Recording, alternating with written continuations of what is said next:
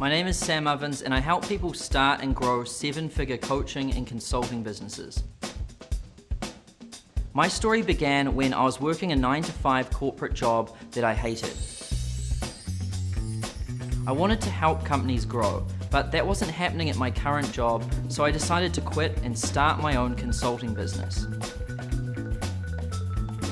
I went through dozens of ideas and most of them didn't work, but then one day it finally clicked and I figured it out.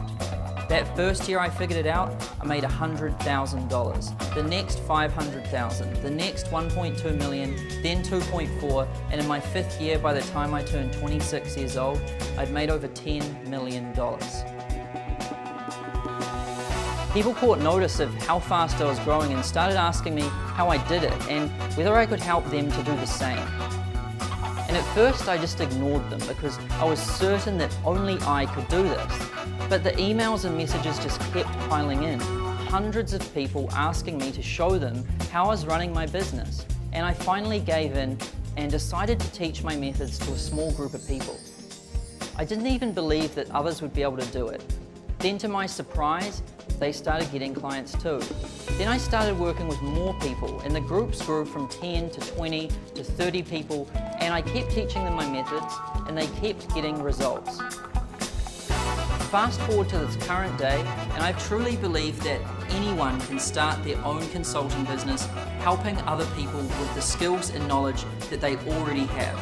The problem is that they just don't know where to start and they don't have a map to follow. I have that map, and it's my life's mission to share it with the world and help others get the income and freedom that they deserve.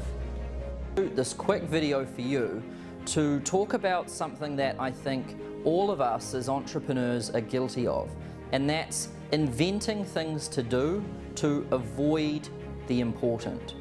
So the easiest way I can describe this to you is with the example of a young man and him wanting to ask his crush out on a date.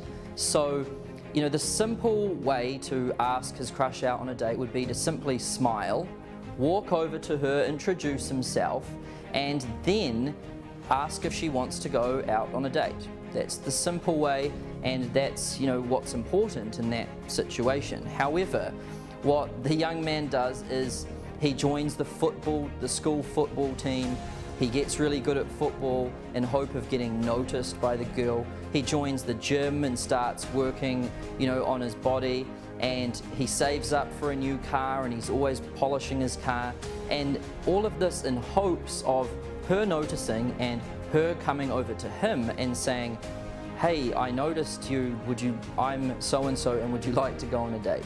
Now, I'm sure we both know which method is the easiest. It would just be to simply smile, walk over to the girl, introduce yourself, and ask to go on a date. This would take hardly any time. It would get what you want a lot quicker and without focusing on all of these other things. So, that's a classic example of inventing things to do to avoid the important.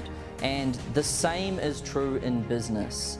So, what I want to do is I want to tell you a story about the first company I ever started. This is going back a while now. So the first company I ever started was an online job board website, which was called Promote Yourself.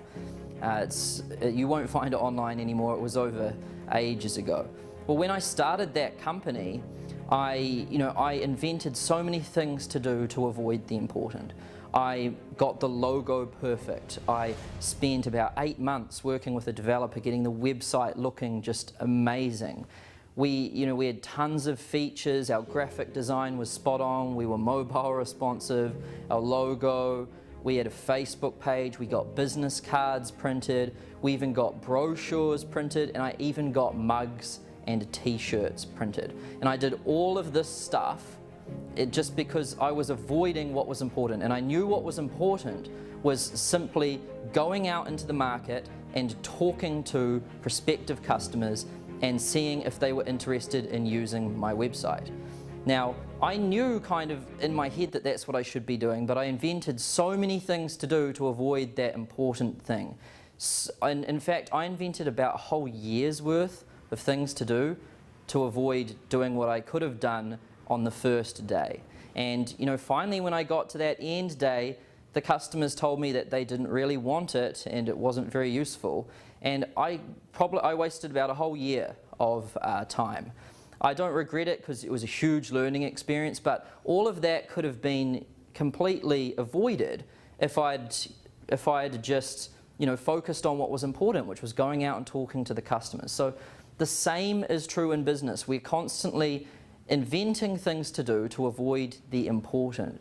Now, I've got another example for you as well, and this one's a bit more recent. This is about 2 years ago when I did my first ever direct mail campaign.